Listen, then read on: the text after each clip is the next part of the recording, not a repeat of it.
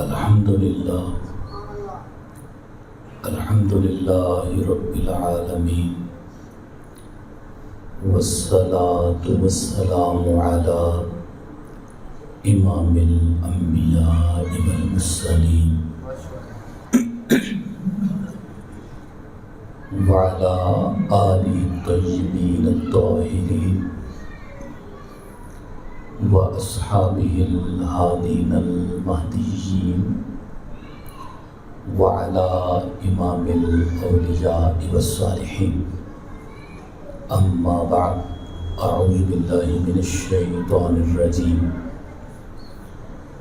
بسم اللہ الرحمن الرحیم وما آتاکم الرسول فخذوه وما نهاکم عنہ فانتہوا صدق اللہ مولانا العظیم ان اللہ وملائکتہ یصلون علی النبی یا ایھا الذین آمنوا صلوا علیہ وسلموا تسلیما بآواز بلند ارتفاع والصلاۃ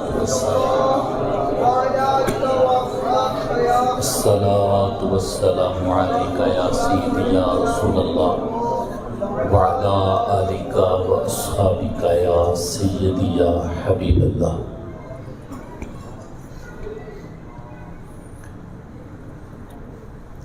اللہ رب العزت جل وعلا وجل جلالہ کی حمد و ثنا،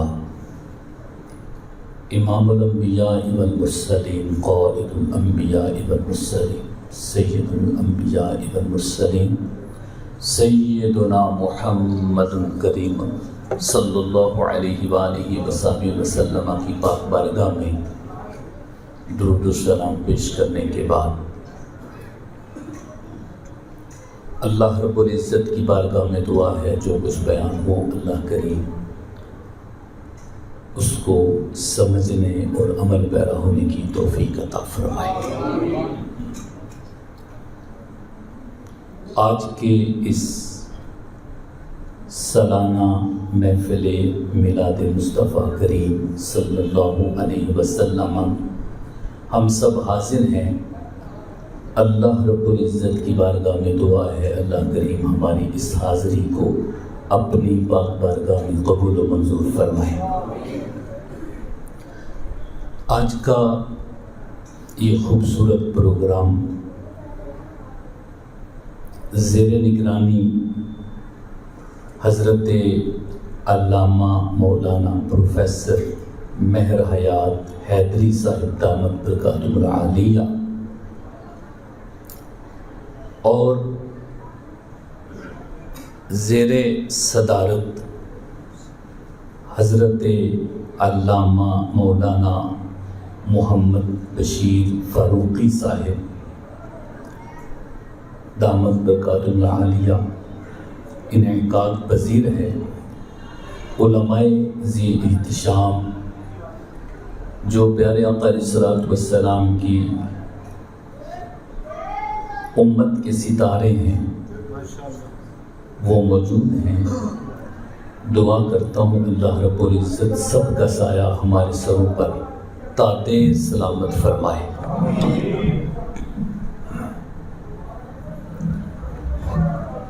اور جن جن لوگوں نے اس محفل پاک کے لیے تعاون کیا ہے اللہ کریم ان کی یہ خدمت اپنی پاک بارگاہ میں قبول و منظور فرمائے۔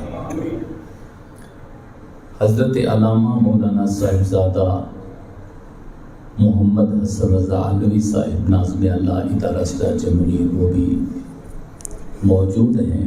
حضرت علامہ مولانا خضر فواد صاحب اور دیگر علماء ذی احتشام جو ہمارے دلوں کی دھڑکن ہیں وہ موجود ہیں۔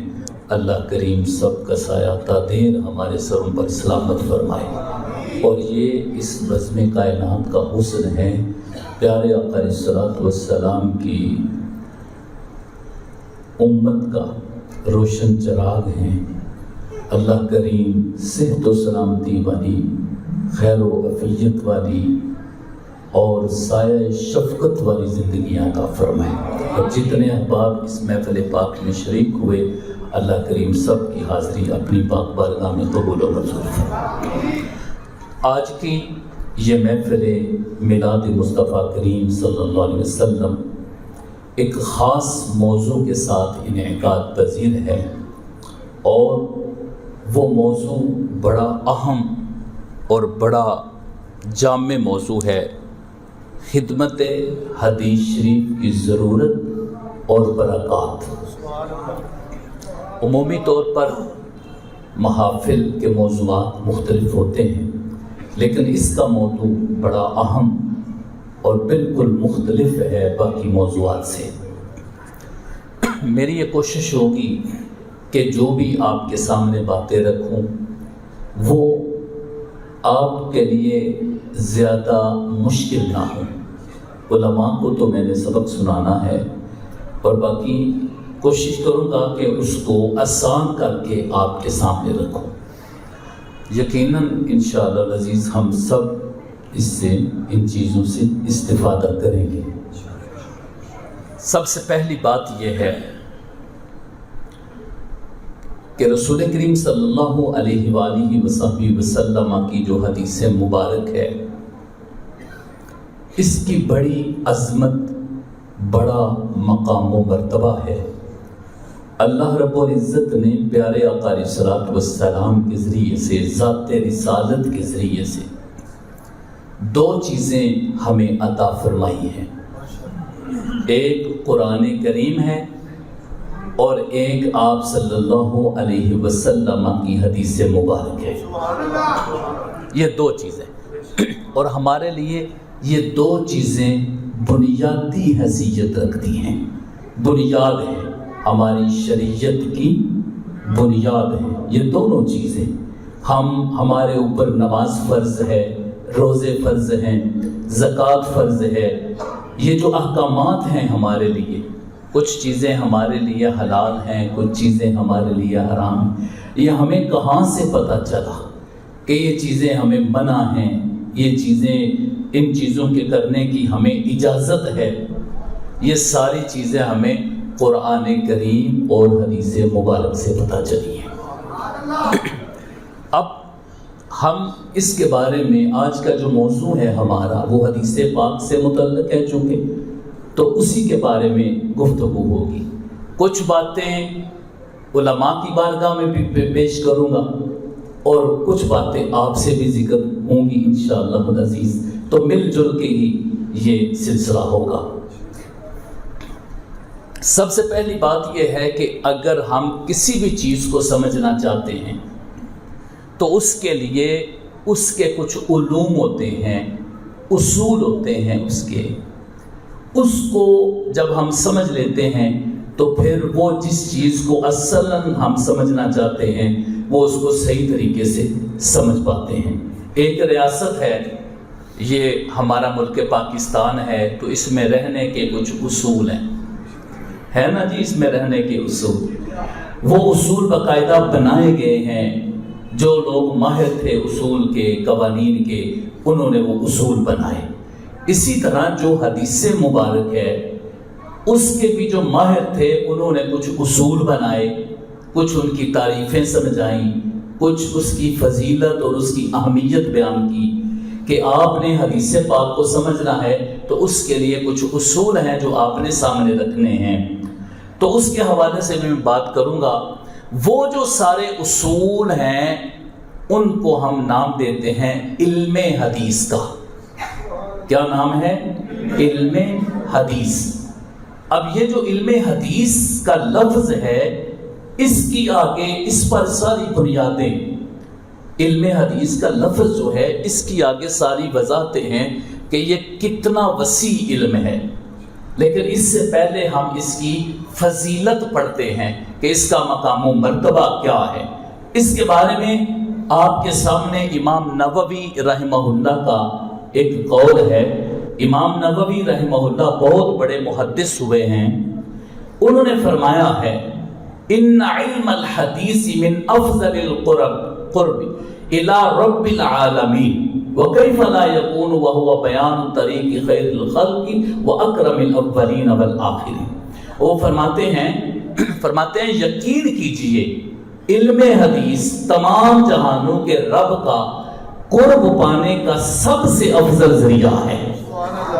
یعنی اگر آپ چاہتے ہیں کہ آپ کو اللہ رب العزت کا قرب مل جائے تو انہوں نے فرمایا کہ علم حدیث اللہ رب العزت تک پہنچنے کا قریب ترین اور سب سے افضل ذریعہ ہے. آگے انہوں نے وجہ بھی لکھی ہے. وہ فرماتے ایسا کیوں نہ ہو، وہ تو رسول کریم صلی اللہ علیہ وآلہ وسلم کی جو زندگی ہے اس کا سارا طریقہ کار جو ہے اس کا بیان ہے اس کے اندر. تو رسول کریم صلی اللہ علیہ وسلم اس فن کے اعتبار سے ایک وہ وسیلہ ہے اللہ رب العزت تک پہنچنے کا، جو اس وسیلے کے جتنا قریب ہو جاتا ہے وہ اللہ رب العزت کے اتنا ہی قریب ہو جاتا ہے. تو اس لیے یہ انہوں نے بڑا پیارا امام نووی رحمہ اللہ ان کی کتاب ہے ایک تقریب والتحذیر، اس کے اندر انہوں نے فرمایا. تو اس کا مطلب ہے کہ یہ علم بڑی عظمت والا اور بڑی برکتوں والا علم ہے. اور یہ جو علوم ہیں، علم حدیث شریف ہے، اس کی بڑی عظمت اور بڑی برکتیں بیان ہوئی علم حدیث شریف کی. اب اس میں آپ کو یہ بتاتا ہوں کہ وہ لوگ جو حدیث پاک کا علم پڑھتے پڑھاتے ہیں ان کو یا تو طلباء حدیث کہا جاتا ہے یا پھر محدثین کہا جاتا ہے. یہ اس کی مختلف قسمیں ہیں. اب وہ جو حدیث پاک میں مصروف رہتے ہیں ان کے بارے میں کیا فرمایا گیا ہے؟ ان کے بارے میں ایک قول ہے حضرت ابراہیم بن ادہم رحمہ اللہ کا. وہ فرماتے ہیں ان اللہ تعالی یرفع البلاء عن هذه الامه برحلۃ اصحاب الحدیث. یہ جو صاحبان حدیث ہیں ان کے سفر کی وجہ سے اللہ رب العزت امت سے تکلیفوں کو دور فرما دیتے ہیں. یعنی ان کا صرف سفر کرنا، حدیث پاک حاصل کرنا یا حدیث پاک لوگوں تک پہنچانا، یہ جو ان کا سفر ہے اس سفر کی وجہ سے اللہ رب العزت امت سے تکلیفیں دور فرما دیتے ہیں. یہاں پر ایک فرمان ہے بہت ہی خوبصورت حضرت عبداللہ بن مبارک رضی اللہ تعالیٰ عنہ کے حوالے سے. زکریا بن عدی فرماتے ہیں کہ میں نے حضرت عبداللہ بن مبارک رضی اللہ تعالیٰ عنہ کو خواب میں دیکھا تو میں نے ان سے پوچھا ما فعل اللہ بکا، کیونکہ وہ وصال فرما چکے تھے. تو ان کو میں نے خواب میں دیکھا تو ان سے سوال کیا کہ اللہ تعالیٰ نے آپ کے ساتھ کیا معاملہ فرمایا ہے؟ تو حضرت عبداللہ بن مبارک فرماتے ہیں غفر لی برحلتی فی الحدیث، ایک حدیث کے لیے سفر کرنے کی وجہ سے اللہ رب العزت نے میری بخشش فرما دی ہے. دیکھیں کتنی عظمت والا یہ علم، کتنی برکت والا اور فضیلت والا یہ علم ہے کہ ایک حدیث کے لیے سفر کی وجہ سے اللہ رب العزت نے بخشش فرما دی ہے. اب اور بھی وہ بڑے عظیم انسان تھے، اور بھی بڑے ان کے اعلیٰ و عرفہ کام تھے، وہ بہت بڑے محدث تھے، صوفی تھے، لیکن انہوں نے جو اس کی وجہ ان کو بیان کی ہے وہ حدیث پاک کے لیے سفر کرنا بیان کی ہے. تو ہم بھی یہ یقین رکھتے ہیں اور ہمیں امید واسق ہے، یقین ہے کہ اگر ہم حدیث پاک کے علم کے حاصل کرنے کے لیے اگر یہاں پر اکٹھے ہوئے ہیں تو اللہ رب العزت ہماری بھی اس وجہ سے بخشش فرما دیں گے. اب میں حدیث پاک کے حوالے سے ایک دو مزید باتیں عرض کرنا چاہتا ہوں. صحابی رسول ہیں حضرت جابر بن عبداللہ رضی اللہ تعالیٰ عنہ، انہوں نے حدیث پاک کے لیے، ایک حدیث پاک کے لیے، یہ میرے سامنے ایک کتاب ہے، اس کا نام ہے الرحلۃ فی طلب الحدیث، یہ امام بکر خطیب بغدادی کی کتاب ہے. یہ پوری کتاب اس موضوع پر لکھی گئی ہے کہ وہ شخصیات صحابہ کرام میں، تابعین میں اور محدثین کرام میں جنہوں نے صرف ایک حدیث کے لیے دور دراز کا سفر کیا تھا، صرف ایک حدیث کے لیے، زیادہ حدیثوں کے لیے نہیں، صرف ایک حدیث کے لیے جنہوں نے دور دراز کا سفر کیا تھا، ان کے بارے میں اس کے اندر انہوں نے ساری وضاحت اور ان کے واقعات لکھے ہوئے. اب ایک واقعہ میں آپ سے عرض کرتا ہوں، وہ کیا ہے؟ وہ یہ ہے کہ حضرت جابر بن عبداللہ رضی اللہ تعالیٰ عنہ، آپ کے بنیادی طور پر 2 سفر ہیں جو آپ نے حدیث پاک کے لیے کیے، جس کا ذکر ہوا اس کتاب کے اندر۔ وہ 2 سفر ہیں، ایک ملک شام کا ہے اور ایک مصر کا ہے۔ مدینہ پاک سے ملک شام کا سفر ایک حدیث کے لیے۔ ہم تو اس محلے سے یا اس علاقے سے یا قریب ترین سے آئے ہیں نا جی، انہوں نے ملک سے ملک کا سفر کیا تھا۔ تو حضرت جابر بن عبداللہ رضی اللہ تعالیٰ عنہ صحابی رسول، آپ فرماتے ہیں کہ مجھے پتا چلا کہ ایک شخصیت ہے، ان کے پاس رسول اللہ صلی اللہ علیہ وسلم کی ایک حدیث مبارک ہے اور وہ ان کے پاس ہے۔ تو آپ فرماتے ہیں میں نے اسی وقت ایک سواری خریدی، سامان اکٹھا کیا، میں نے سفر شروع کر دیا اور مجھے وہاں پہنچتے ہوئے 1 مہینہ لگا۔ کتنا عرصہ لگا؟ 1 مہینہ، شہرن 1 مہینہ مجھے وہاں پہنچتے ہوئے لگا۔ اب آپ دیکھیں، ظاہر ہے جانے میں 1 مہینہ لگا ہے تو آنے میں بھی 1 مہینہ لگا ہوگا، تو 2 ماہ کا سفر صرف ایک حدیث پاک کے لیے۔ تو آپ فرماتے ہیں کہ میں جب وہاں پہ پہنچ گیا تو مجھے پتا چلا کہ وہ جو شخصیت ہیں ان کا نام ہے عبداللہ بن انیس انصاری رضی اللہ تعالی عنہ۔ ان کے پاس میں گیا، وہاں پر جا کر دستک دی تو انہوں نے اپنا ایک جو خادم جو بھی تھا اس کو باہر بھیجا کہ پتہ کر کے وہ کون ہے۔ تو میں نے انہیں بتایا کہ جابر بن عبداللہ ہوں، تو اسی وقت وہ باہر آئے اور آ کر وہ مجھ سے ملے، میں ان سے ملا، ایک دوسرے سے سینہ بسینہ ہوئے، ہم ملے ایک دوسرے کے ساتھ۔ تو وہ مجھے فرمانے لگے کہ آپ آ جائیے۔ تو میں نے کہا نہیں، میں اتنا سفر کر کے جو آیا ہوں، میرا مقصد آپ سے رسول پاک صلی اللہ علیہ وسلم کی وہ حدیث لینا ہے، تو میں اس میں تاخیر نہیں کرنا چاہتا، کہیں ایسا نہ ہو کہ حدیث لینے سے پہلے ہماری جان چلی جائے۔ تو میں چاہتا ہوں کہ آپ اس حدیث کو بیان کریں مجھے۔ پھر انہوں نے وہ حدیث بیان کی، وہ کافی لمبی اس کی تفصیل ہے، لیکن میں صرف اختصار کے ساتھ آپ کو یہ بتا رہا ہوں۔ پھر انہوں نے وہ حدیث پاک بیان کی تو آپ نے پھر بھی وہاں پر آرام نہیں فرمایا، اسی وقت حدیث پاک سنی تو آپ واپس پلٹ آئے اور یہ پیغام دے کے آئے کہ میرا مقصد یہاں بیٹھنا نہیں تھا، 1 مہینے جانے اور 1 مہینہ آنے کا سفر جو ہے اس کی وجہ صرف رسول پاک صلی اللہ علیہ وسلم کی ایک حدیث مبارک ہے۔ اب آپ اندازہ کریں کہ ایک حدیث مبارک کے لیے اتنا سفر کیا اور پھر یہ سفر مقبول ہوا، اور اللہ رب العزت نے اس سفر کو قیامت تک کے لیے بقا عطا فرما دی کہ زمانے گزرتے جائیں گے، حضرت جابر بن عبداللہ کا ذکر اسی طرح ہمیشہ ہوتا رہے گا۔ وہ ایک سفر تھا۔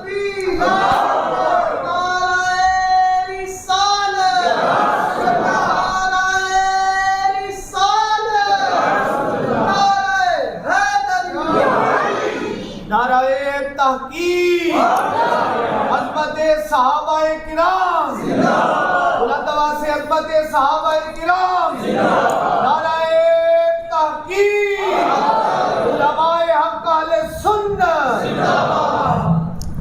اس کا مطلب پھر یہ ہے کہ یہ علم بڑی برکتوں والا ہے، اور جس نے اخلاص کے ساتھ حدیث پاک کی خدمت کی ہے، اللہ رب العزت نے اس کو مقام بقا پہ فائز فرمایا ہے۔ یہ مقام بقا کا رستہ ہے، خدمت حدیث شریف۔ جو بھی جس طریقے سے بھی اس میں شامل ہو جاتا ہے اس کو مقام بقا نصیب ہو جاتا ہے، کیونکہ اس کا تعلق ڈائریکٹلی کسی مفتی کے ساتھ نہیں ہے، بلکہ ڈائریکٹ اس کا تعلق آمنہ کے لال کے ساتھ ہے صلی اللہ علیہ وآلہ وسلم وسلم۔ تو اس کا مطلب ہے کہ یہ بڑی عظمتوں بڑی برکتوں والا علم ہے، بڑی عظمتوں والا۔ اب اس کے بہت زیادہ فضائل ہیں، بہت زیادہ اس کے فضائل ہیں، لیکن میں اختصار کی طرف آ رہا ہوں تاکہ کچھ چیزیں میں آپ کے سامنے رکھ سکوں۔ یہ جو علم حدیث ہے، علم حدیث کیا ہے، اس کا دائرہ کار کیا ہے؟ اگر ہم اس کے ارد گرد ایک لکیر کھینچتے ہیں تو اس کے اندر جو چیزیں علم حدیث کے حوالے سے آتی ہیں وہ کون کون سی چیزیں ہیں، تاکہ ہم اس کو سمجھ سکیں کہ علم حدیث کیا ہے۔ آپ کے لیے زیادہ مشکل تو نہیں نہ ہو رہا؟ اب آپ نے توجہ کے ساتھ سننا ہے اس کو۔ اچھا، وہ جو ایک دائرہ ہے حدیث پاک کا، وہ ان 6 چیزوں میں تقسیم ہوتا ہے جو آپ کے سامنے لکھی ہوئی ہیں۔ 6 چیزوں میں تقسیم ہوتا ہے۔ ایک ہے تاریخ حدیث، کوئی بھی چیز ہے اس کی ایک ہسٹری ہے، تاریخ ہے۔ تو اس تاریخ حدیث سے مراد یہ ہے کہ رسول کریم صلی اللہ علیہ وسلم کے فرمان عالی شان سے جب آپ نے وہ فرمایا تھا، اس وقت سے لے کر آج تک کن کن مراحل سے گزرا، کیسے کیسے احادیث کو زبانی یاد رکھا گیا، پھر اس کے بعد کیسے اس کو کتابوں میں لکھا گیا، اور کیسے آج اس مسجد، جامع مسجد حاجی محمد دین، اس مسجد میں بیٹھ کر لوگوں تک بھی رسول پاک صلی اللہ علیہ وسلم کی حدیث اور اس کا علم پہنچ رہا ہے۔ یہ پوری ہسٹری جو ہے، پوری تاریخ، وہ کیسے کیسے پہنچا۔ بس اختصار کے ساتھ آپ کو ایک چیز بتاتا ہوں کہ صحابہ کرام کے دور میں کتابیں تو لکھی جاتی رہی ہیں، اس کو کہتے تھے صحیفہ۔ کیا کہتے تھے؟ صحیفہ۔ لیکن زیادہ رجحان جو صحابہ کرام کا تھا وہ تھا حدیث کو زبانی یاد کرنا اور زبانی یاد کر کے آگے لوگوں تک پہنچا دینا۔ یہ زیادہ رجحان لکھائی کی طرف نہیں تھا، اگرچہ لکھا جاتا تھا کہ صحیفے موجود ہیں۔ حضرت علی مرتضی رضی اللہ تعالیٰ عنہ کا صحیفہ ہے، اس کو صحیفہ سیاح کہتے ہیں۔ حضرت عبداللہ بن عمر بن عاص کا صحیفہ ہے، اس کو صحیفہ صادقہ کہا جاتا ہے۔ وہ اس کی تفصیل تھوڑی سی میں آپ کے سامنے رکھوں گا۔ اگرچہ اس وقت کتابیں لکھی، لیکن جو رجحان تھا زیادہ وہ حفظ کی طرف تھا، کیونکہ وہ سمجھتے تھے کہ انسان کو قلم کا محتاج نہیں ہونا چاہیے، حافظہ انسان کا اس طرح کا ہونا چاہیے۔ بڑے بڑے حافظے تھے ان کے، بڑے بڑے ذہن تھے ان کے، اللہ تعالیٰ نے عطا فرمائے۔ آج دیکھیں نا، انہی کے راستے سے قرآن پاک ہم تک پہنچا ہے، اور انہی کے راستے سے رسول پاک صلی اللہ علیہ وسلم کی حدیث بھی ہم تک پہنچی ہے۔ تو بڑا ان کا حافظہ تھا اللہ تعالیٰ نے ان کو۔ پھر اس کے بعد باقاعدہ طور پر لکھنے والا معاملہ شروع ہوا، اور وہ کب شروع ہوا؟ جب پہلا 100 سال ختم ہوا۔ وہ 99 سے 101 کا دورانیہ تھا، 99 to 101، 99 سے یعنی پہلی صدی ہجری، وہ 99 سے لے کر 101 تک کا وہ دور تھا، اور وہ دور تھا حضرت عمر بن عبدالعزیز رضی اللہ تعالیٰ عنہ کا، جس میں باقاعدہ طور پر اس ذخیرہ کو جمع کر کے پھر آگے کتابی شکل کا سلسلہ جو تھا وہ شروع ہو چکا۔ تو یہ 2 دور تھے جس کو اختصار کے ساتھ میں نے آپ کے سامنے رکھا۔ پھر جتنی بھی کتابیں لکھی گئی ہیں آج تک، اس سب کو ہم کیا کہیں گے؟ تاریخ حدیث۔ کیا کہیں گے؟ تاریخ حدیث۔ اس کے بعد آ جاتا ہے جی اصطلاحات حدیث۔ جس طرح ہم ایک لفظ بولتے ہیں نماز، کیا لفظ بولتے ہیں؟ نماز۔ اب کوئی بندہ پوچھے جی نماز کیا ہوتا ہے، ٹھیک ہے، تو آپ جب بھی نماز کا نام لیں گے تو آپ یہ تو نہیں بتائیں گے کہ ہم اللہ اکبر کہتے ہیں، پھر ہاتھ باندھتے ہیں، پھر رکوع میں جاتے ہیں، پھر سجدے کرتے ہیں، پھر اس میں یہ پڑھتے ہیں، تو کتنا وہ لمبا چوڑا کام ہو جائے گا بتانے کے لیے کہ یہ نماز ہے۔ تو اس ساری چیز کا نچوڑ ایک لفظ میں رکھا گیا ہے کہ آپ کو ساری تفصیلات بتانے کی ضرورت نہیں، جب لفظ نماز بولو گے تو ساری بات سمجھ میں آ جائے گی، ٹھیک ہے۔ اب وہ ایک لفظ ہے۔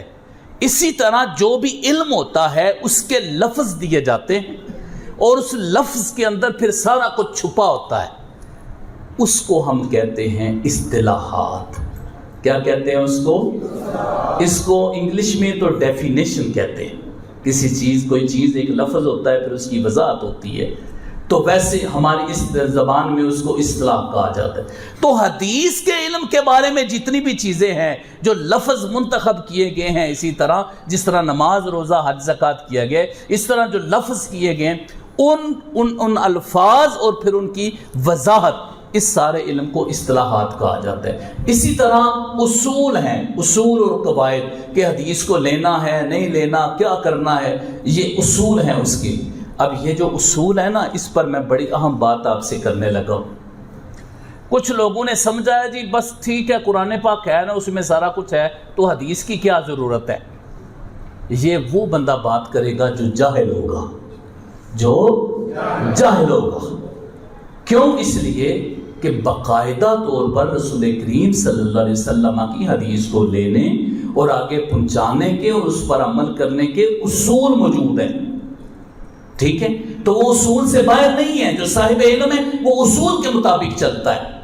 تو رسول پاک صلی اللہ علیہ وسلم کی حدیث کے بارے میں سارے اصول موجود ہیں، ان میں کوئی بھی پریشانی والی بات نہیں۔ لہٰذا اگر کوئی یہ کہہ دے جی حدیث کو کیا کرنا ہے، قرآن پاک موجود ہے، تو اس کا مطلب ہے کہ وہ اصول پر واقف نہیں۔ اس کو چاہیے کہ وہ اصول پر صحیح واقفیت حاصل کرے۔ تیسری چیز ہے متن حدیث۔ متن حدیث سے مطلب ہوتا ہے فرمان، جو رسول پاک صلی اللہ علیہ وسلم کا فرمان ہوتا ہے، ٹھیک ہے؟ جس طرح انما الاعمال بالنیات، یہ جو فرمان ہے پیارے آقا علیہ الصلوۃ والسلام کا، یہ کیا ہے؟ متن۔ یہ کیا ہے؟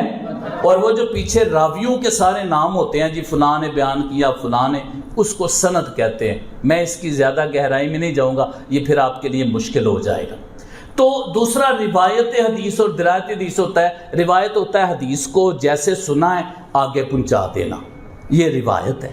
اور درایت ہے جانچ پڑتال کرنا کہ یہ حدیث صحیح ہے یا ضعیف ہے، اس کے بارے میں جانچ پڑتال کرنا، اس کو درایت کہتے ہیں۔ یہ 6 الفاظ ہیں جن کے اندر رسول پاک صلی اللہ علیہ وسلم کی حدیث کے علوم موجود ہیں۔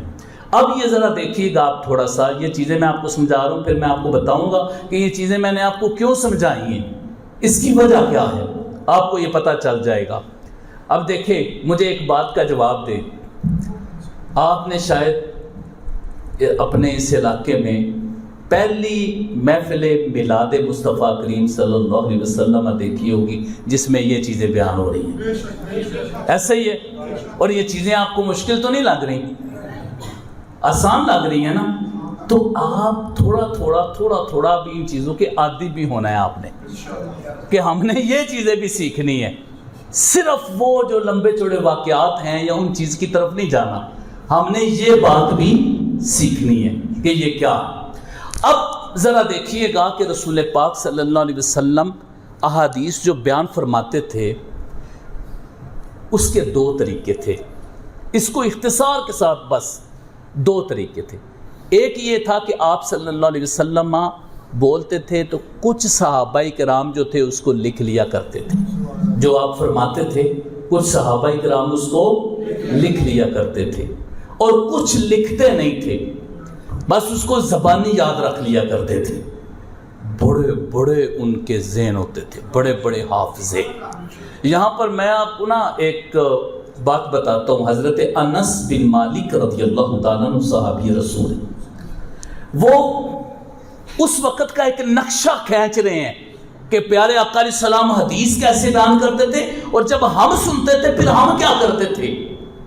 تو فرماتے ہیں فَعَسَىٰ أَن نَّكُونَ 60 رَجُلًا، ہم 60 لوگ بیٹھے ہوتے تھے۔ کتنے؟ 60 لوگ بیٹھے ہوتے تھے۔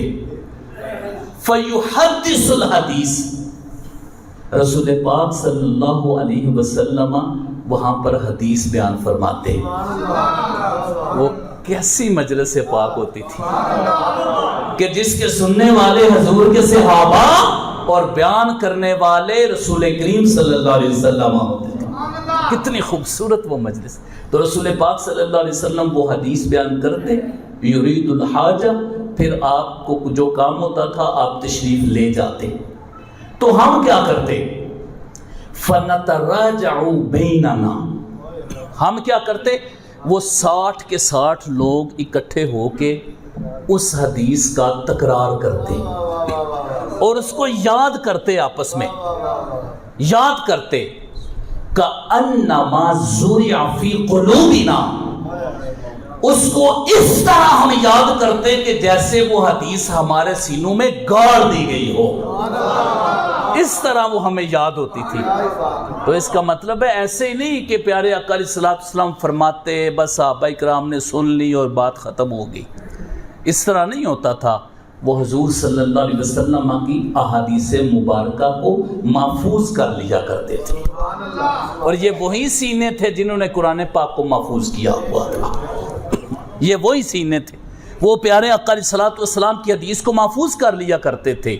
یہ اس طرح کے حلقے لگتے تھے صحابہ کرام کے، اور پیارے آقا علیہ السلام ان کو یہ احادیث مبارکہ پڑھایا کرتے۔ قرآن کریم جو تھی وہ ان کی تفصیل بیان فرماتے تو وہ حدیث۔ آپ کو پتہ ہے پیارے آقا علیہ السلام ایک لفظ بولیں تو وہ حدیث ہے، ایک لفظ ارشاد فرمائیں تو وہ کیا ہے؟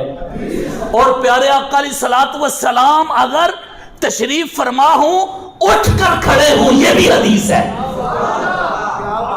آپ کا ہر عمل مبارک حدیث ہے، ٹھیک ہے؟ تو وہ جو ان کا حدیث بیان کرنا یا بتانا وہ پیارے آقا علیہ السلام کے اقوال اور آپ کی اداؤں کا نام ہے، وہ ہمارے لیے حدیث ہے۔ تو اس طریقے سے صحابہ کرام کی باقاعدہ طور پر مجالس لگتی تھی اور حلقے لگتے تھے حدیث پاک کے لیے، جس میں یہ سارا کچھ وہ اپنے سینوں میں محفوظ کر لیا کرتے تھے۔ تو صحابہ کرام جو تھے وہ اس کو یاد کیا کرتے، اور باقی ایک صحابی رسول ہیں حضرت عبداللہ بن عمر بن عاص رضی اللہ تعالیٰ عنہ، وہ حدیث لکھتے تھے نا، تو کچھ قریش کے لوگوں نے یہ کہا کہ آپ ہر بات ہی لکھ لیا کرتے ہیں، پیارے آقا علیہ السلام کبھی جلال میں ہوتے ہیں کبھی جمال میں ہوتے ہیں، مختلف کیفیات ہوتی ہیں، تو تم ہر بات ہی لکھ لیا کرتے ہو۔ تو وہ پیارے آقا علیہ السلام کی پاک بارگاہ میں حاضر ہو گئے، عرض کی یا رسول اللہ صلی اللہ علیہ وسلم نہتنی قریش، جو قریش ہے نا انہوں نے مجھے منع کر دیا لکھنے، یہ کہتے ہیں کہ ہر بات لکھ لیا کرتے ہو۔ تو پیارے آقا علیہ السلام نے کیا فرمایا؟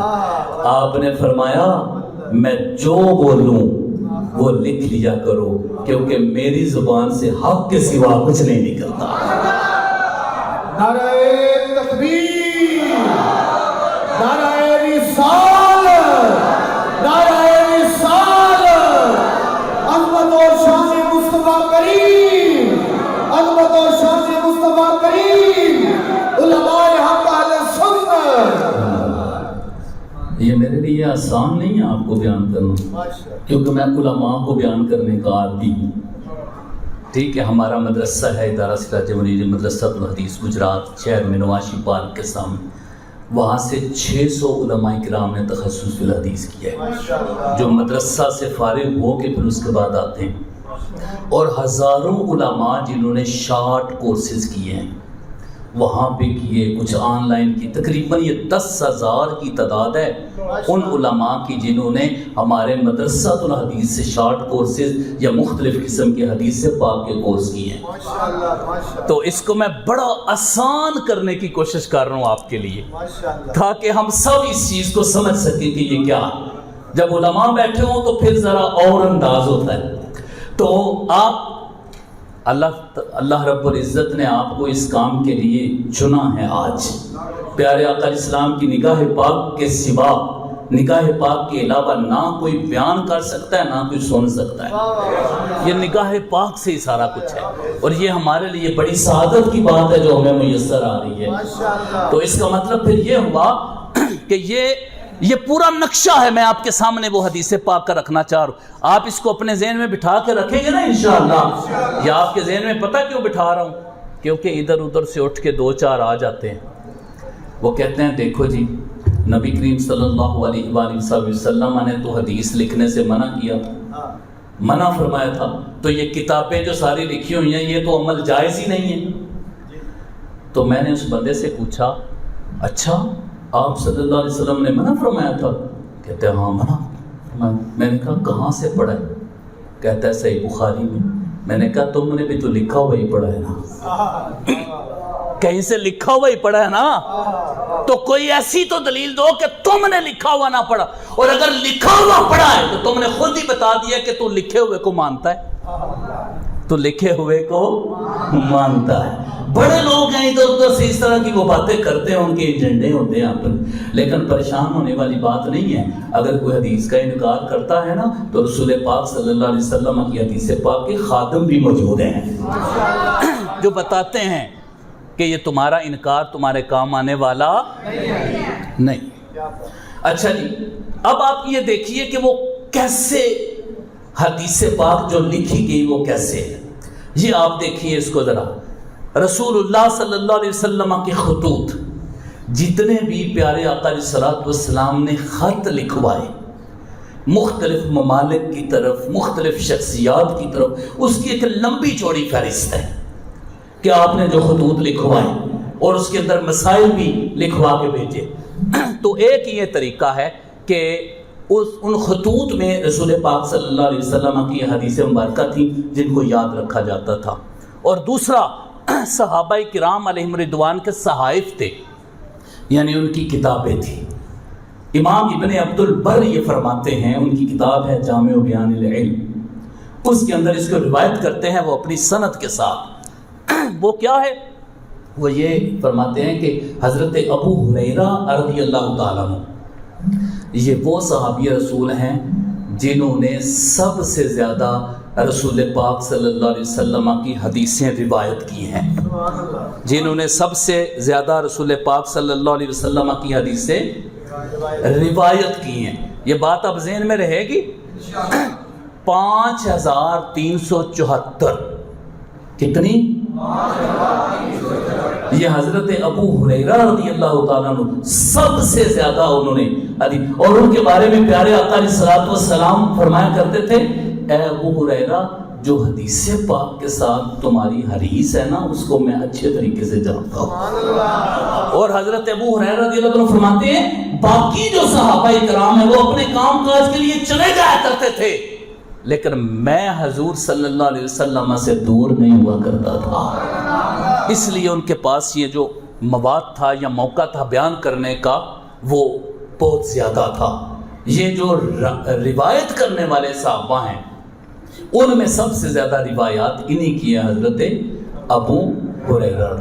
ان کے بارے میں وہ فرماتے ہیں کہ حضرت ابو ہریرہ رضی اللہ تعالیٰ عنہ سے کسی نے پوچھا کہ یہ حدیث ہے، تو آپ نے اس کا بازو پکڑا اور بازو پکڑ کے اپنے گھر میں لے گئے، اور وہاں پر آپ کا ایک کمرہ تھا خاص حدیث پاک کا، تو آپ جب لے کے گئے تو وہ شخص یہ کہتا ہے رأیت کتبا کثیرہ، میں نے دیکھا کہ آپ کے کمرے میں حدیث پاک کی بڑی کتابیں موجود ہیں، حضرت ابو ہریرہ رضی اللہ تعالیٰ عنہ کی۔ تو اس کا مطلب ہے کہ وہ ان چیزوں کو اور حضرت ابو ہریرہ رضی اللہ تعالیٰ عنہ آپ فرماتے ہیں میں اپنی رات کو اجزی اللیل ثلاثۃ اجزاء، میں اپنی رات کو 3 حصوں میں تقسیم کرتا تھا۔ رات کو ہم نے دیکھنا ہے کہ ہماری راتیں کیسے گزرتی ہیں۔ حضرت ابو ہریرہ رضی اللہ عنہ فرماتے ہیں میں رات کو 3 حصوں میں اجزی اللیل ثلاثۃ اجزاء، رات کو 3 حصوں میں تقسیم کرتا تھا، ثلث انام وثلث اقوم وثلث اتذاکر حدیث رسول اللہ صلی اللہ علیہ وسلم۔ فرماتے ہیں رات کا 1/3 میں سوتا تھا، 1/3 قیام کرتا تھا، اور رات کا 1/3 رسول پاک صلی اللہ علیہ وسلم کی احادیث کو زبانی یاد کر کے ان کا تکرار کیا کرتا تھا۔ کیا بات ہے، کیا بات۔ 3 حصوں میں میں اس کو تقسیم کیا کرتا تھا۔ دیکھیں نا ان کی محنت، آپ یاد بھی کرتے اور آپ کے پاس دفتر بھی موجود تھے، صحیفے بھی موجود تھے کتابوں کے جن کے اندر، تو آپ نے اس وقت پھر وہاں سے وہ کتاب نکالی تو آپ نے فرمایا یہ جو آپ حدیث پوچھ رہے ہیں یہ لکھی ہوئی ہے، یہ لکھی ہوئی۔ تو اس کا مطلب ہے کہ یہ اس وقت حدیث مبارک کی طرف صحابہ کرام کی بہت زیادہ توجہ ہوتی تھی۔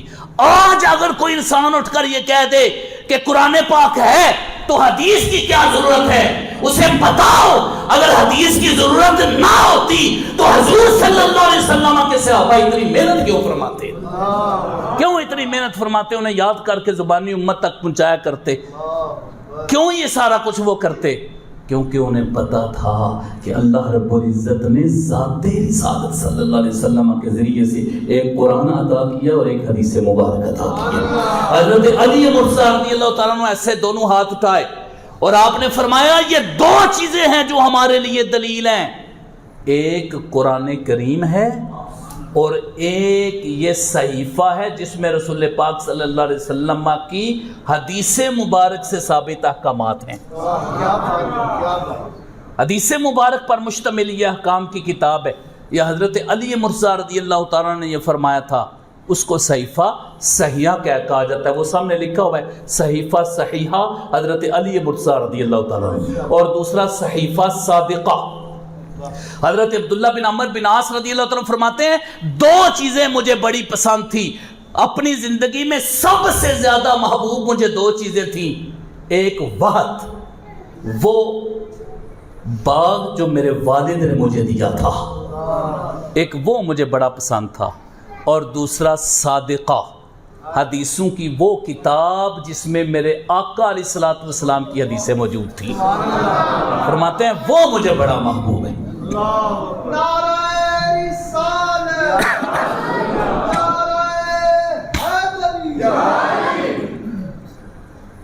इसके अलावा सहाबा इकराम के सहाइफ एक बहुत बड़ी तादाद में मौजूद है। इस पर मेरी पूरी किताब है, किताबत हदीस के नाम से। तो अल्हम्दुलिल्लाह इस वक्त तक मेरी 40 किताबें शाया हो चुकी हैं, और ये जो 3 किताबें आपके सामने, ये भी अल्हम्दुलिल्लाह रब्बिल आलमीन बंदाए नचीज़ ने लिखी है। ये अलक़ाबुल मुहद्दिसीन है, जाज़िबुन नज़र के नाम से है, इसमें हदीस पाक की इस्तिलाहात का जिक्र है। इसमें जितने भी मुहद्दिसीन, इमाम बुखारी, तिरमिज़ी, नसाई, ये जितने भी इनके निस्बती नाम आते हैं उनका सारा बायोडाटा है कि ये क्यों बुखारी कहा जाता है, बुखारा शहर की हिस्ट्री क्या है, उसको पढ़ना कैसे है, सारी डिटेल इसके अंदर मौजूद है। फिर हदीस व सुन्नत की कानूनी हैसियत, यानी वो लोग जो हदीस पाक का इनकार करते हैं ना, इसके अंदर हदीस पाक का मकाम और उनके जो इनकार हैं, उनके इतराज़ात हैं, उनके जवाबात हैं इसके अंदर। तो अल्हम्दुलिल्लाह रब्बिल आलमीन, ये जो सहाबा इकराम के सहीफ़े थे उनकी एक बड़ी तादाद है। इसका मतलब है उन्होंने वो मवाद सारा लिखा हुआ था, मवाद सारा। एक बंदा मुझे कहने लगा फिर अब किधर है? मैंने कहा वो तहरीर को नहीं, वो हिफ्ज़ को तरजीह देते थे, और उन्होंने उसी हिफ्ज़ को सामने रखा है। हज़रत उमर बिन ख़त्ताब रज़ियल्लाहु ताला को फरमान है, आप फरमाते हैं कि ये जो आपने मेरी हदीसों पर किताब लिखी है ना, इस किताब को मिटा देना। क्यों? इसलिए कि ऐसा ना हो कोई तहरीर में तब्दीली कर दे, जबकि जो हमारे हाफ़िज़े हैं वो मजबूत हैं, हम उन पर ज़्यादा इत्मीनान करते हैं। तो वो जो तलामिज़ा की सूरत में, शागिर्दों की सूरत में आगे पहुंचाया है सिलसिला, उसको उस दौर में तरजीह दी गई। क्योंकि उस वक़्त मैं आपको बताऊं, अरब के जो लोग थे ना, अरब के लोग उस वक़्त के, वो लिखने को ऐब समझते थे। वो क्या करते थे? इस पर बड़े अशार हैं, वो कहते हैं कि मैं वो नहीं हूं जिसका इल्म मेरे घर में पड़ा हुआ है वर्कों में, मैं वो हूं कि मैं बाजार में हूं तो मेरा इल्म मेरे साथ बाजार में होता है, मैं घर में हूं तो मेरा इल्म मेरे साथ घर में होता है, और मेरा इल्म वो नहीं है जो किताबों का मोहताज है। ये उस वक़्त की हस्तियां ये फरमाया करती थी। वो तहरीर को ऐब समझते थे। वो कहते थे कि एक रिजाल, एक बड़ा शख्स क्या है जो किताब का मोहताज हो जाए। फिर आहिस्ता आहिस्ता वक़्त गुजरता गया, लोगों के हाफ़िज़े कम होते गए, जिसकी वजह से फिर वो तहरीर की तरफ आए, और उनके तलामिज़ा ने उसको आगे इस तरीके से फिर पहुंचाया। और फिर आगे जब तहरीर की ज़रूरत पड़ी तो बाकायदा तौर पर उस पर किताबें लिखी गईं, और वो जो सहीफ़े मौजूद थे उनसे भी फ़ायदा उठाया गया। हज़रत उमर बिन अब्दुल अज़ीज़ रज़ियल्लाहु ताला अन्हु, आपने जनाब अमरा थी जो हज़रत आयशा सिद्दीक़ा रज़ियल्लाहु ताला अन्हा की शागिर्दा थी, जनाब अमरा, उनका सहीफ़ा उन्होंने मंगवाया था। اسی طرح جہاں جہاں پر وہ لکھے ہوئے تو ان کو منگوا کے ایک جگہ پہ جمع کیا تھا اور اس میں تحقیق کروائی تھی، کمیٹی قائم کی تھی حضرت عمر بن عبدالعزیز رضی اللہ تعالیٰ عنہ، باقاعدہ خطوط لکھے، پھر کمیٹی، اور جن لوگوں کو حدیث پاک کے لیے لگایا تھا نا ان کی بڑی بڑی تنخواہیں مقرر کی تھی ہدیے، اور فرمایا تھا کہ باقی چیزوں کو آپ نے نہیں سوچنا، آپ کی معیشت ہمارے حوالے اور رسول پاک صلی اللہ علیہ وسلم کی حدیث پاک کی خدمت تمہارے حوالے، وہ تم نے کرنا ہے۔ تو اس وجہ سے اس سارے نقشے کو اس طرح پھر جب کتابوں کی ضرورت محسوس ہوئی تحریر کی تو اس میں اس کو لکھا گیا تھا۔ تو اب میں اشارتاً چونکہ وقت نہیں ہے کہ ایک ایک چیز پر اتنا جو ہے وہ ٹائم لگایا جائے، تو یہ صحیفے تھے، اس میں وہ عہد عمر بن عبدالعزیز کا ذکر نیچے ملتا ہے، پھر اس کے بعد محدثین کرام کی کتب ہیں، پھر جو حدیث لکھنے کے بارے میں اس پر علیحدہ علیحدہ کتابیں باقاعدہ طور پر لکھی گئی ہیں۔ تو یہ چند ایک چیزیں تھیں جو میں نے آپ کے سامنے وہ نقشہ رکھا ہے کہ احادیث کو یاد بھی کیا جاتا تھا اور پھر باقاعدہ طور پر وہ حدیث پاک کو لکھنے کا سلسلہ شروع ہو گیا تھا۔ اب کچھ ضروری چیزیں ہیں میں آپ کے سامنے رکھنا چاہ رہا ہوں، آپ نے ان کی طرف بھی توجہ کرنی ہے تاکہ آپ کو یہ سمجھ آ جائے کہ حدیث پاک کی اس قدر جو ہم خدمت کرتے ہیں یا ہمارا یہ شعور ہونا چاہیے، ہم سب کو پتہ ہونا چاہیے کہ حدیث پاک کی کیا اہمیت ہے، اس کی ہسٹری کیا ہے۔ دیکھیں ہمارے جو لوگ ہیں ہمیں ان کی کچھ نہ کچھ ہسٹری کا پتہ ہوتا ہے نا جی۔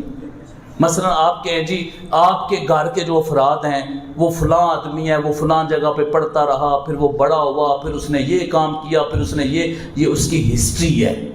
تو ہمیں کتنے ہی لوگوں کی ہسٹری کا پتہ ہے نا جی ہمیں۔ تو ہمیں اسی طرح اگر ہمیں اپنے معاشرے اور کچھ لوگوں کی ہسٹری کا پتہ ہے تو رسول پاک صلی اللہ علیہ وسلم کی حدیث پاک کی بھی ہسٹری کا پتہ ہونا چاہیے۔ وہ ہمارا دین ہے، ہمارا ایمان ہے، تو اس لیے ہمیں کچھ نہ کچھ تو ایسا شعور ہونا چاہیے۔ اگرچہ علماء کی یہ ذمہ داری ہے لیکن لوگ آپ سے بھی آ کر باتیں کریں گے، آپ کو بھی وہ غلط راستے پر لگائیں گے، تو جتنا آسان سا علم ہونا چاہیے وہ تو آپ کے پاس لازمی ہونا چاہیے تاکہ آپ کو پتہ ہو اور کوئی آدمی آپ کو گمراہ نہ کر سکے۔ تو اس حوالے سے میں یہ عرض کرنا چاہ رہا ہوں کہ اس چیز کی ضرورت اس لیے پڑی کہ کچھ لوگوں نے حدیث پاک کا انکار کیا۔ سب سے پہلے تو اس میں وہ لوگ شامل ہیں جو غیر مسلم ہیں، غیر مسلم، ان کو ہم کہتے ہیں مستشرقین، اورینٹلسٹس۔ یہ وہ لوگ ہیں غیر مسلم ہیں، رسول پاک صلی اللہ علیہ وسلم کی حدیث کو نہیں مانتے، بلکہ وہ تو قرآن پاک کو ہی نہیں مانتے، تو حدیث پاک کے لیے بھی وہ اس طرح کے اعتراضات اٹھاتے ہیں۔ تو وہ اسلام کو ہی نہیں مانتے تو حدیث پاک کو انہوں نے کیا مان، لیکن پھر بھی وہ حدیث پاک کے متعلق مختلف طرح کی باتیں جو ہیں وہ لوگوں کے سامنے رکھیں گے۔ مثلا وہ کہتے ہیں جی قرآن پاک ہے تو حدیث کی کیا ضرورت ہے، حدیث کی تو کوئی اہمیت نہیں، جب قرآن پاک ہے تو حدیث کی کیا ضرورت اہمیت ہے۔ تو ہم کہتے ہیں کہ بتاؤ تمہیں کس نے بتایا کہ یہ قرآن کریم اللہ کی کتاب ہے؟ کس نے بتایا؟ ہمارے آقا صلی اللہ علیہ وسلم، انہوں نے بتایا نا۔ اگر وہ یہ نہ بتاتے کہ یہ قرآن پاک ہے، یہ کتاب اللہ ہے، تو بتائیں ہم اس کو مانتے؟ بولے نا، نہیں مانتے نا، کیونکہ ہمیں کیسے پتہ ہونا تھا، ہمارا تو ڈائریکٹ اللہ سے کوئی ایسا رابطہ نہیں ہے۔ تو پیارے آقا علیہ السلام کی ذات پاک ہے صرف واحد، اللہ رب العزت اور بندے کے درمیان کوئی دوسرا نہیں ہے، کوئی دوسرا نہیں ہے۔ تو آپ نے بتایا کہ یہ قرآن پاک ہے، یہ اب جو آپ نے فرمایا کہ یہ قرآن پاک ہے وہ کیا ہے؟ وہ حدیث ہے۔ وہ کیا ہے؟ حدیث۔ تو کیسے سمجھو گے اس کو حدیث پاک کے بغیر؟ دیکھیں یہ آپ ظہر میں کتنی رکعتیں پڑھتے ہیں؟ فرض، عصر میں، مغرب میں، عشاء میں، یہ قرآن پاک میں کوئی نہیں ہے، یہ قرآن پاک میں، تو آپ تو اس کو فرض سمجھ کے پڑھتے ہیں کہ نہیں پڑھتے؟ پڑھتے ہیں نا۔ اللہ نے فرمایا اقیموا الصلاۃ، نماز قائم کرو، یا نمازوں کے نام کچھ بتا دیے ہیں کون کون سی ہیں؟ حافظوا علی الصلوات والصلاۃ الوسطیٰ، یہ بتا دیا جی فلاں نماز ہے، ٹھیک ہے، اور باقی نمازوں کا بھی کچھ کا، عشاء کا باقی نمازوں کا بھی کوئی ذکر، لیکن یہ جو 4 رکعات ہے اس کا تو ذکر نہیں ہے نا، لیکن فرض سمجھ کے پڑھتے ہیں نا، تو اس کا ذکر ہے پیارے آقا علیہ الصلوۃ والسلام کی حدیث مبارک کے اندر۔ تو پھر ہے گزارا اس کے بغیر؟ ایک بندے کے بارے میں پڑھ رہا تھا، وہ حدیث کو نہیں مانتا، ٹھیک ہے، اس کے بارے میں پڑھ رہا تھا، وہ منکر حدیث ہے۔ میں نے کہا اگر یہ بندہ حدیث پاک کو نہیں مانتا تو نماز کیسے پڑھتا ہوگا، کیسے پڑھتا ہوگا؟ تو وہ میں نے ایک کتاب کے اندر پڑھا کہ وہ آتا تھا اور کھڑا ہو جاتا تھا، اور کھڑا ہو کے تھوڑی دیر اس کے بعد پھر چلا جاتا تھا، ٹھیک ہے۔ اب یہاں تو وہ اس کے اندر کچھ پڑھتا تھا، ٹھیک ہے، یہاں وہ نہیں پڑھتا تھا۔ اگر وہ کچھ پڑھتا تھا تو ظاہر ہے اس کو حدیث پاک سے ثابت کرنا پڑے گا، بلکہ وہ کھڑا ہوتا تھا تو وہ جتنی دیر کے لیے کھڑا ہوتا تھا وہ لمحے قرآن پاک نے بیان نہیں کیے، وہ جتنے لمحے کھڑا ہوتا تھا اس میں بھی رسول پاک صلی اللہ علیہ وسلم کی حدیث پاک کی محتاجی ہے۔ وہ کیسے کرتا ہوگا؟ وہ کچھ بھی نہیں کر سکتے، وہ کچھ بھی نہیں کر سکتے اگر وہ حدیث پاک کو نہیں مانتے تو۔ وہ پھر کہیں گے جی وہ قیام ہے نا جی، قیام تو قیام میں اتنا، اس کو لغوی معنی کے اعتبار سے لیں گے تو وہ اتنا بن جائے گا، وہ فلاں ہوگا، وہ لغوی معنی کو لیتے ہیں۔ میں نے ان کی جو حدیث پاک کا انکار کرتے ہیں، لیکن جو تفسیریں انہوں نے لکھی ہوئی ہیں وہ بھی لغوی معنی کو سامنے رکھا ہے۔ میں دیکھا نا بھائی تو اپنا جڑا لغوی معنی تو بیان کرنا ہے کول رکھ، میرے واسطے میرے محبوب دا فرمان ہی کافی ہے۔ لوگوں کے افکار، لوگوں کی سوچیں، لوگوں کے خیالات وہ کیا حیثیت رکھتے ہیں؟ اللہ رب العزت نے تو اس کو اس طرح محبوب کے مقابلے میں کوئی اہمیت نہیں دی ہے، کیونکہ پیارے آقا علیہ الصلوۃ والسلام کا ہر فرمان، ہر قول، ہر عمل وہ اللہ رب العزت کی وحی ہے، چاہے اس کی توثیق پہلے کی بعد میں کی، جیسے بھی کی، وہ سارے آپ کے فرمان وحی الہی ہیں۔ وحی الہی کے علاوہ صرف عقل ہے، اور عقل میں خطا ہے۔ اللہ رب العزت نے وحی اس لیے نازل کی ہے کیونکہ وحی میں خطا نہیں ہے، عقل میں خطا ہے۔ ساری خطائیں دور کرنے کے لیے وحی کو نازل کیا اپنے محبوب پر، اور وہ وحی قرآن کی شکل میں آئی، حضور کی حدیث کی شکل میں سامنے آئی ہے۔ نعرہ رسالت، نعرہ رسالت، نعرہ تحقیق، نعرہ حیدری، تاجدار ختم نبوت، تاجدار ختم نبوت۔ یہ جو نزول وحی ہے، وحی کا نازل ہونا، اس کے مقاصد میں ایک مقصد یہ ہے کہ اس کا تعلق اللہ کے ساتھ ہو تاکہ خطا نہ ہو۔ تو یہ پھر ایڈ کریں گے اس میں اگر اپنے خیالات کو، تو خطائیں تو ہوں گی۔ تو اس لیے اگر کوئی ایسے گروپس آپ کو ملیں واٹس ایپ کے اندر، کوئی بندہ اس طرح کی بات کر رہا ہو، تو آپ نے اس کی باتوں کو سیریس نہیں لینا، آپ نے اس چیز کو اس کی بدبختی سمجھنا ہے، کیونکہ جب اس کے مقابلے میں ہزاروں محدثین کرام انہوں نے کتابیں لکھی، اصول بیان کیے، زندگیاں گزار دیں، تو اس پوری امت کے علماء کرام کے سامنے یہ 2-4 کیا حیثیت رکھتے ہیں، جن کے ایجنڈے کا کسی کو پتہ نہیں، صبح بات اور ہوتی ہے، شام کو اور ہوتی ہے، اور اگلے دن اور ہوتی ہے، اور بیٹھ جاتے ہیں سوشل میڈیا پہ اور اس طرح کی چیزیں بیان کرنا شروع کر دیتے ہیں اور لوگوں کو برگلانا شروع کر دیتے ہیں۔ یاد رکھیے پیارے آقا علیہ الصلوۃ والسلام کی حدیث مبارک کے بغیر نہ تو قرآن پاک کا کتاب اللہ ہونا ہمارے لیے ثابت ہوتا ہے، ٹھیک ہے، کہ ہم کیسے اس کو جان پائیں گے، اور دوسرا نہ ہی ہم قرآن پاک کو حدیث پاک کے بغیر سمجھ سکتے ہیں۔ آپ کو میں ایک چھوٹی سی بات سمجھاتا ہوں، بڑی باریکی والی اور بڑی آسان سی بات ہے۔ آپ دیکھیں قرآن پاک کدھر سے آیا؟ اللہ کی طرف سے۔ کدھر سے آیا؟ اور جو رسول پاک صلی اللہ علیہ وسلم کی احادیث مبارکہ ہیں وہ بھی کدھر سے آئیں؟ اللہ کی طرف سے آئی ہیں. ٹھیک ہے. یہاں تو یہ ہے کہ آپ نے کوئی عمل مبارک کر دیا ہے تو اس کی توثیق و تصدیق بھی کر دی گئی ہے. ٹھیک ہے. یہ سارے معاملات ہیں. اگر ہم اس چیز کو دیکھتے ہیں تو وہ بھی اللہ کی طرف سے. اب دیکھیں قرآن پاک اللہ کی طرف سے ہے اور حدیث مبارک بھی اللہ کی طرف سے ہے.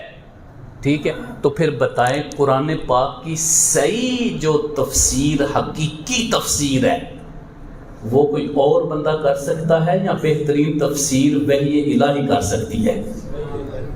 وہی جو اوپر سے آیا. اور وہ جو آیا ہے اس کا ایک ہی ذریعہ ہے اور وہ رسول پاک صلی اللہ علیہ وسلم کی ذات پاک ہے. علامہ مہرا یاد صاحب یہ آپ نے بہت بڑا کام کیا ہے. یہ جو آپ نے میلاد پاک میں حدیث پاک کی خدمت اور برکات کا رکھا ہے نا پیغام ان لوگوں کے لیے. مجھے پتہ ہے یہ نوجوان بیٹھے ہوئے کافی وہ بھی اچھے طریقے سے سمجھ رہے ہیں اور کچھ نوجوانوں کے بارے میں سمجھ رہا ہوں کہ ان کو طلب تھی. ٹھیک ہے. تو انشاءاللہ یہ پوری ہوگی. تو یہ کچھ لوگ ہیں اوپر غیر مسلم لکھا ہوا ہے نیچے زبانی مسلمان لکھا ہوا ہے. زبانی مسلمان کا مطلب ہے جو اپنے آپ کو مسلمان کہتے ہیں لیکن ہم تو کہتے ہیں جو حضور پاک صلی اللہ علیہ وسلم کی حدیث پاک کا انکار کرتا ہے وہ مسلمان نہیں ہے. ٹھیک ہے. تو اس لیے اس کو صرف زبانی مسلمان جو ہے وہ لکھا ہوا ہے. ان کے کئی مقاصد اب ہمیں کیا پتہ ان کے کہاں کہاں تانے بانے ملتے ہیں آج کل تو پتہ ہی نہیں چلتا. ٹھیک ہے. آج کل تو وہ لوگ جو اس طرح کے ہوتے ہیں وہ زیادہ تر اپنی رہائش ہی کہیں دور جا کے رکھتے ہیں. سمجھ آ رہی ہے؟ پھر ظاہر ہے جتنے رہنا ہے پھر کچھ انہاں دیاں بھی صلاح مشورے تھے چل دیں نا جناب. سب کے نہیں خراب لوگوں کی بات کر رہا ہوں جو خراب ہوتے ہیں. وہ جو خراب ہوتے ہیں پھر ان کے خراب ہونے کا شائبہ بھی ہوتا ہے کہ وہ پیچھے سے بھی خراب ہوں گے. سب کی بات نہیں ہے ایسی. تو اس طریقے سے ہم نے یہ سمجھا اس بات کو کہ چونکہ اس دنیا کے اندر ایسے لوگ بھی موجود ہیں کہ جو یہ ناپاک جسارت کر رہے ہیں کہ لوگوں کو ورگلانے کی کوشش کر رہے ہیں حدیث پاک کے معاملے میں اعتراض کر کے. ٹھیک ہے. اب دیکھیں نا ایک سادی عام سی بات جو وہ لوگوں سے کرتے ہیں کہتے ہیں جی وہ کتاباں تے 200 سال بعد لکھیاں گئیاں. ٹھیک ہے. کتابیں تو 200 سال بعد. یہ سب سے بڑی جہالت ہے. وہ آدمی جاہل ہے جو کہے کہ 200 سال کے بعد کتابیں لکھی گئیں. وہ جاہل ہے آدمی جو یہ کہتا ہے. اسے نہ تو صحابہ کرام کے صحیفوں پر واقفیت ہے جو میں نے ابھی بتائی ہیں آپ کو اور نہ حضرت عمر بن عبدالعزیز کا جو پہلی صدی ہجری کا کارنامہ تھا نہ وہ یاد ہے اسے جو انہوں نے باقاعدہ جمع کروا کے اس کو تحریر شکل میں کیا. پھر اس کے بعد یہ صحیح بخاری اور مسلم سے پہلے سینکڑوں کتابیں لکھی جا چکی تھی. 100 نام میرے پاس لکھے ہوئے ہیں جن کتابوں کا نام صرف مسند ہے جو بخاری اور مسلم سے پہلے کی لکھی ہوئی ہے. 100 کتاب جس کا نام مسند ہے میرے پاس پوری لسٹ لکھی ہوئی ہے. تو یہ سمجھتے ہیں شاید بخاری سے یہ سارا کچھ شروع ہوتا ہے. امام بخاری رحمہ اللہ کے جو امام بخاری جن کی اتباع کرتے امام شافعی رحمۃ اللہ علیہ ان کی کتابیں ہیں مسند شافعی کے نام سے.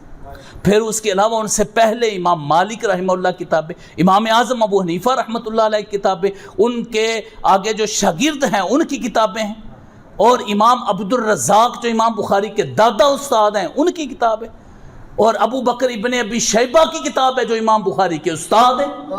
انہوں نے وہ صحیح بخاری سے پہلے ایک پوری لسٹ ہے اس پر کہ وہ جو بخاری مسلم سے پہلے کتابیں لکھی گئی ہیں.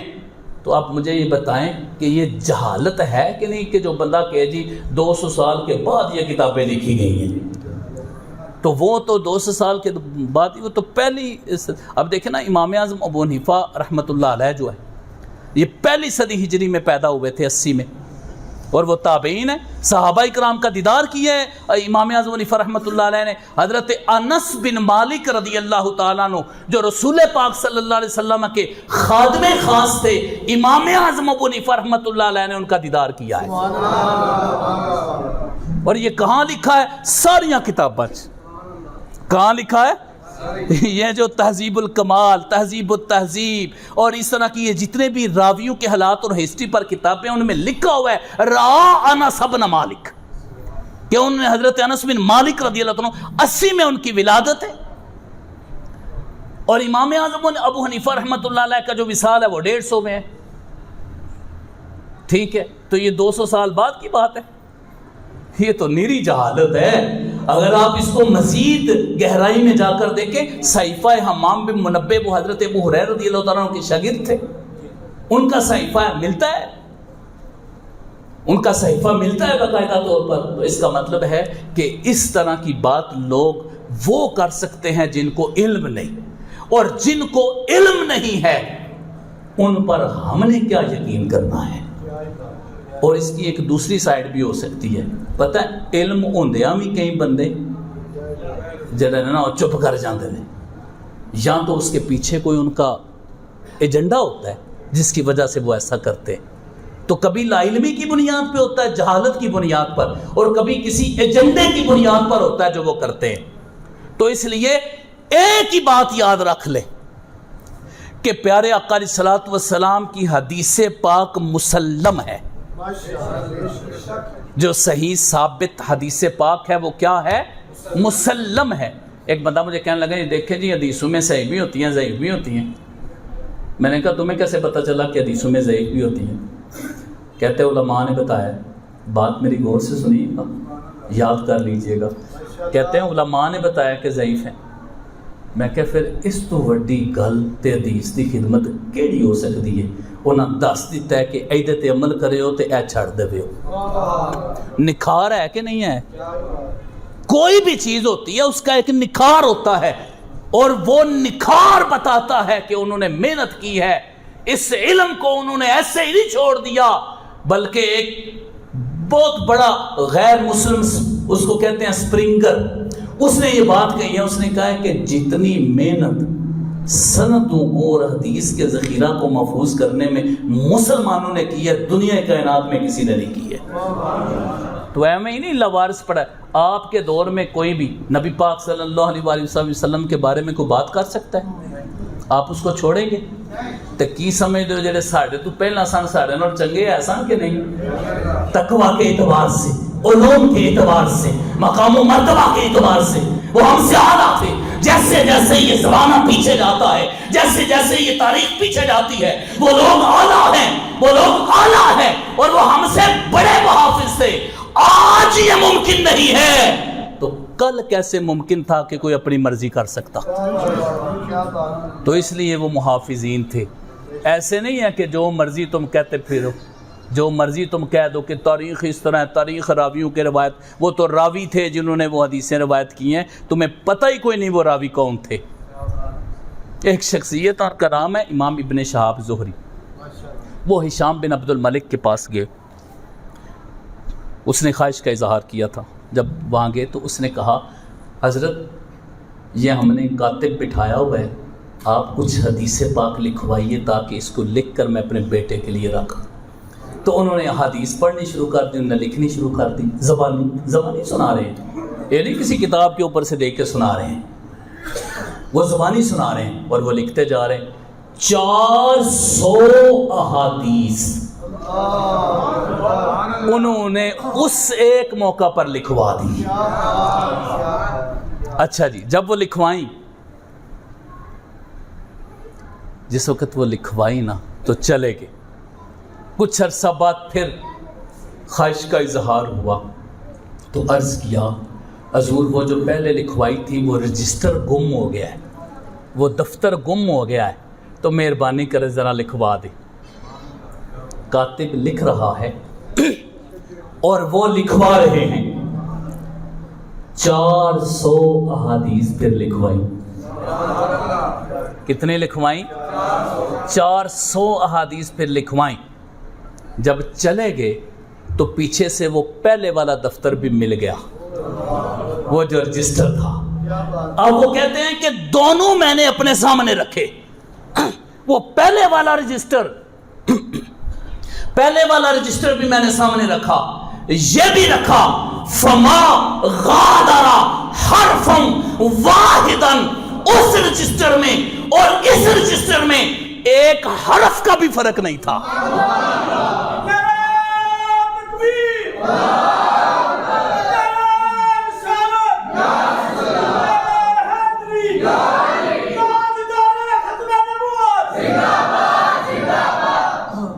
صحابی نبی جنتی جنتی، ہر صحابی نبی جنتی جنتی.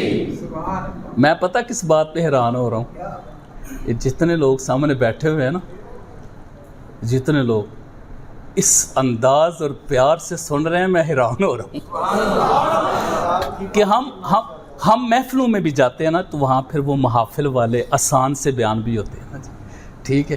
تو یہ ذرا تھوڑے سے مشکل بیان ہے، لیکن جو میں آپ کے دل میں دیکھ رہا ہوں نا، وہ فقط عقیدت اور محبت، اور اس محبت کے ساتھ اس محبوب کی محبت کا شوق ہے.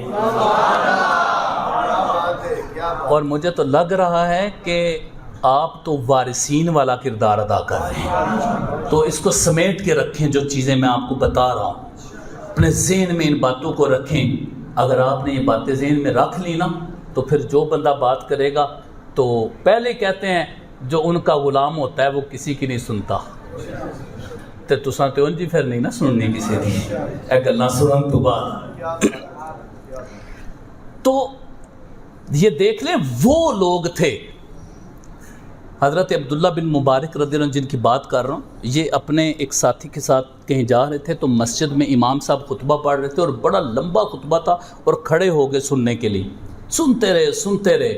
تو ساتھ جو شخص تھا اس نے کہا حضور اتنا لمبا خطبہ انہوں نے پڑھا اور آپ سنتے رہے.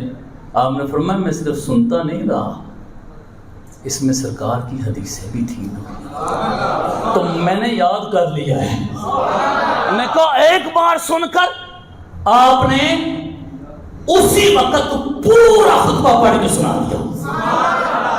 اور آپ نے فرمایا یہ جو خطبہ میں سن رہا تھا مجھ کو زبانی یاد ہو چکا ہے. اس طرح کی وہ شخصیات تھی جن نے پیارے آقا علیہ الصلوۃ والسلام کی حدیث ہم تک پہنچائی ہے.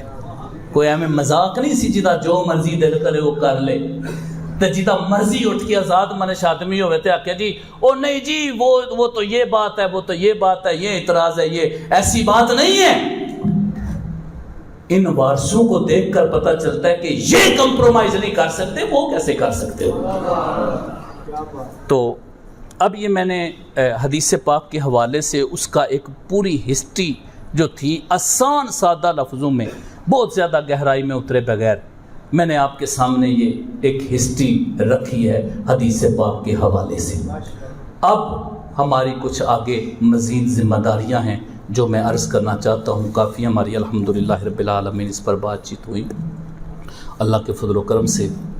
اب یہ ہے کہ یہ جو اتنی محنت امت مسلمہ کے عظیم علماء و محدثین کرام نے فرمائی ہے، اب جس محنت کے ساتھ انہوں نے اصول سارا کچھ ہمیں سمجھایا ہے، اس سارے کا مقصد کیا تھا؟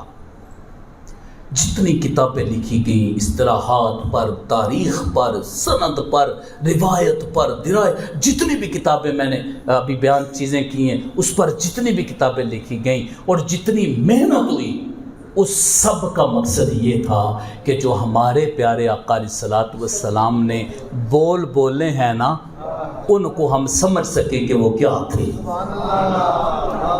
ہم اس کو جان سکیں. اس کے لیے اتنی محنت ہوئی ہے کہ ہم وہ جان سکیں. اب چونکہ یہ کام علماء کا تھا، محدثین کرام کا تھا، اور انہوں نے وہ ساری محنت ہمارے لیے کی ہے. کس کے لیے کی ہے؟ تاکہ ہم جیسے لوگ بھی سمجھ سکیں. تو انہوں نے بڑی حفاظت کے ساتھ پیارے آقا علیہ الصلوۃ والسلام کے فرامین اور آپ صلی اللہ علیہ وسلم کی احادیث مبارکہ ہمارے سامنے رکھی ہیں. اب ہم نے کیا کرنا ہے؟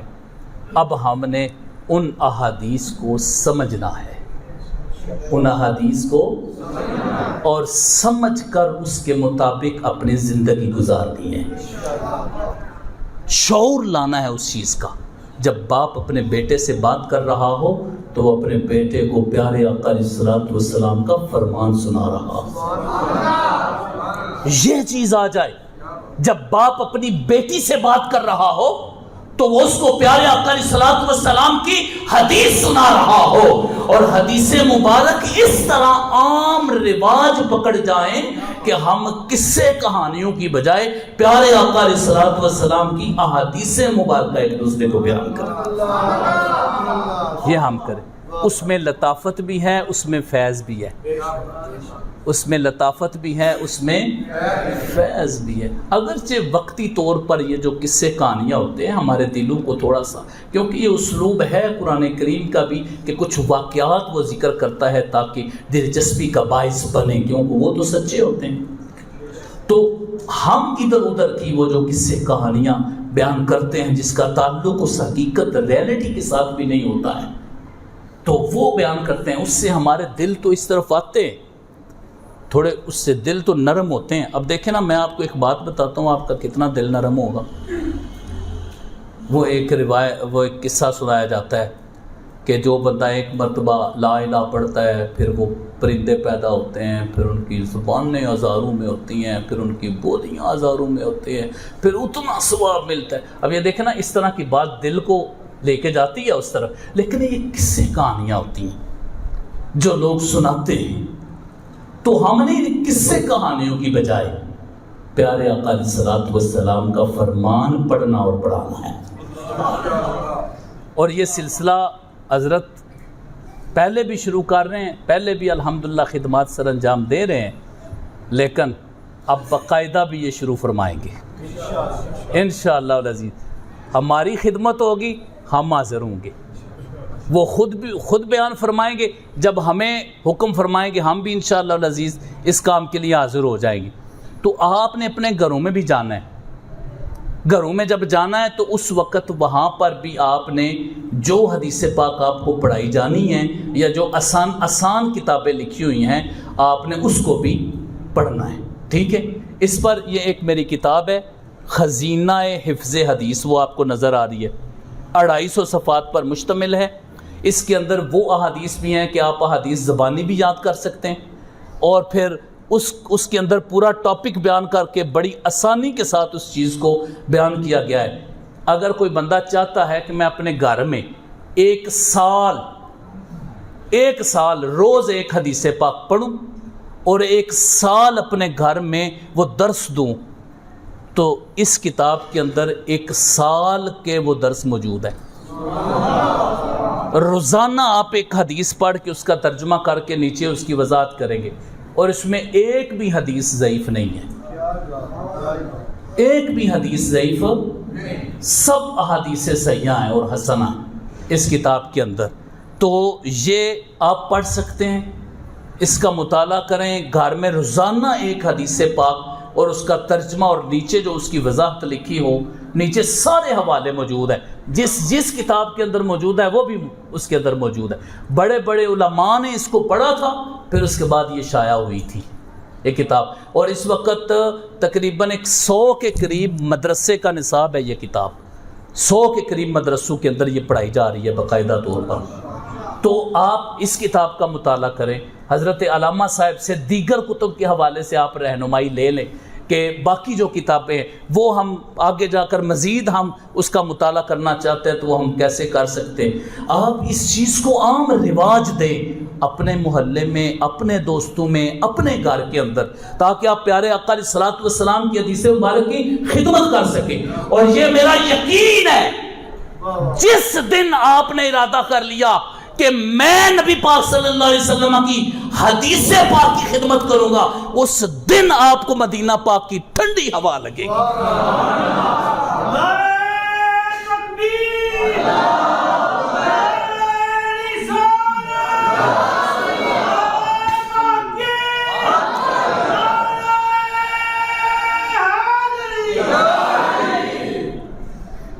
ٹھنڈی ہوا لگے گی، جنہوں نہ لگی نا وہ میرے کال کر لگے سمجھ۔ میں اپنا یقین ہے، یہ میرا یقین ہے، جو ارادہ کر لیتا ہے کہ میں نے حدیث پاک کی خدمت کرنی ہے، یہ میرا یقین ہے کہ اس کو مدینہ پاک کی ٹھنڈی ہوا لگتی ہے۔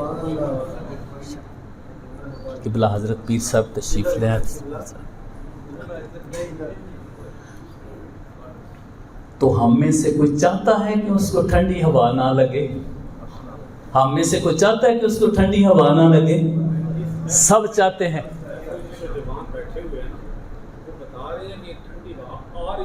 ماشاءاللہ، سبحان اللہ، ماشاءاللہ۔ تو اب اس کا مطلب یہ ہے کہ آپ نے یہ خدمت کرنی ہے، اپنے گھروں میں یہ برکتیں لے کے آنی ہیں، اپنے دوستوں کے ساتھ یہ برکتیں شیئر کرنی ہیں آپ نے۔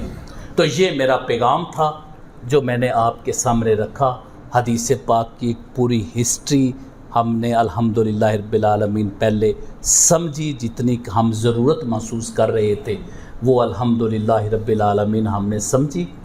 پھر اس کے بعد آگے یہ ایک پیغام تھا کہ ہم نے، چونکہ یہ علماء کا کام ہے جو وہ پوری ہسٹری ہے، اور وہ جس کے لیے انہوں نے محنت کی وہ پیارے آقا علیہ الصلوۃ والسلام کے فرامین ہیں، جس کے لیے انہوں نے محنت کی ہے، تو وہ ہم نے اس کو عام کرنا ہے۔ آخری بات میں اس کا ایک نقشہ آپ کے سامنے رکھتا ہوں، آپ کو یہ بات سمجھنا آپ کے لیے آسان ہو جائے گی۔ وہ نقشہ یہ ہے کہ حضرت عبداللہ بن عمر رضی اللہ تعالیٰ عنہ وہ صحابی رسول ہیں جن کے بارے میں صحابہ کرام یہ فرمایا کرتے تھے کہ وہ رسول پاک صلی اللہ علیہ وسلم کی حدیث و سنت کی اتباع کیا کرتے تھے۔ وہ بہت بڑے متبع سنت تھے حضرت عبداللہ بن عمر رضی اللہ تعالیٰ عنہ۔ وہ اب سنت پر عمل کیسے کرتے تھے، وہ نقشہ میں آپ کے سامنے بس رکھ کے اس کے بعد اجازت چاہوں گا آپ سے۔ وہ نقشہ کیا ہے؟ حضرت عبداللہ بن عمر رضی اللہ تعالیٰ عنہ صحابہ کرام کے ساتھ جا رہے ہیں، ایسے چل رہے ہیں نا، تو حضرت عبداللہ بن عمر رضی اللہ تعالیٰ عنہ آگے چلتے چلتے تھوڑا سا جب آگے گئے نا تو ایسے جھک گئے، نیچے کی طرف جھک گئے، ایسے جھک کر تھوڑا سا آگے چلے، پھر سیدھے کھڑے ہو گئے۔ اب دیکھیں صحابہ کرام نے جب دیکھا تو اوپر تو کوئی ایسی چیز نہیں تھی جو سر پہ لگتی، تو جھکے کیوں ہیں؟ انہوں نے پوچھ لیا، انہوں نے کہا کہ یہ سمجھ نہیں آئی کہ آپ چل رہے تھے ہمارے ساتھ تو یہاں سے جھکے کیوں ہیں؟ میں مفہوماً آپ کے سامنے یہ بات رکھ رہا ہوں، آپ جھکے کیوں ہیں؟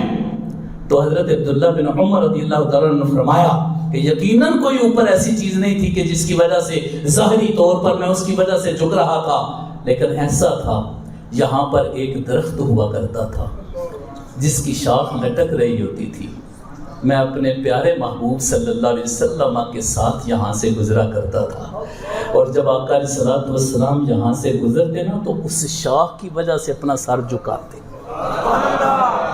اور جھکا کے آگے جا کے سیدھے کھڑے ہو جاتے۔ آج وہ درخت تو نہیں ہے، آج وہ درخت تو نہیں ہے، لیکن میں محبوب کی ادا کو ادا کر رہا ہوں۔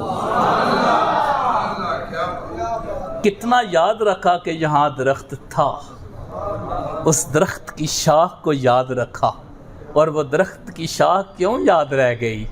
کیونکہ محبوب کا جھکنا یاد تھا، اور اس انداز میں انہوں نے یوں پریکٹیکل کر کے بتایا ہے کہ اے لوگوں دیکھو کیسے رسول پاک صلی اللہ علیہ وسلم کی سنت پر عمل کیا جاتا ہے، اور آپ یہ یاد رکھ لیں انہوں نے سنت پر عمل کیا تھا، سارے معاشروں سے عظیم تر ہو گئے تھے۔ میں قربان جاؤں اس دور پر 1,40,000 صحابہ کرام وہ تھے جن کے بارے میں امت مسلمہ کا اتفاق ہے، الصحابہ تو کلہم عدول، صحابہ سارے کے سارے عادل ہیں، سچے ہیں۔ اس کا مطلب ہے میرے آقا نے تربیت ایسی فرمائی تھی کہ 1,40,000 میں ایک بھی جھوٹ بولنے والا نہیں تھا۔